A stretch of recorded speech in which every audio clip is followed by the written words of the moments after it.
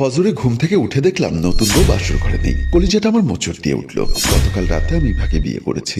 গত রাতটা ছিল আমার বাসর রাত। ফজরে ঘুম ভাঙতেই দেখলাম নতুন বউ বাসর ঘরে নেই। ভাবলাম ফজরে উঠে হয়তোবা গোসল করতে গেছে, তাই আমি খাট থেকে নেমে বাথরুমের দিকে গেলাম। বাথরুমের সামনে এসে কিছুক্ষণ দাঁড়ালাম, ভাবলাম ভেতরে হয়তোবা গোসল করছে, কিন্তু বাথরুমের ভেতর থেকে গোসলের কোনো শব্দ শুনতে পেলাম না। আমার বুকের ধকধকানি আরো বেড়ে গেল। তাহলে কি নতুন বউ বাথরুমেও নেই? হয়তোবা চুপচাপ গোসল করছে।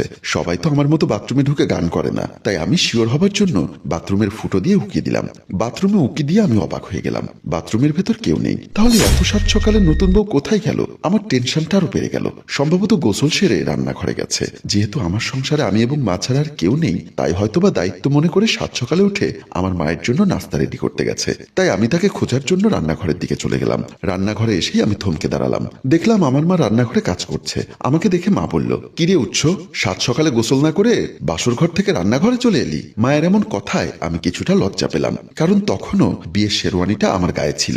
আমাকে টেনশন করতে দেখে মা বলল, বৌমা কি ঘুম থেকে উঠেছে?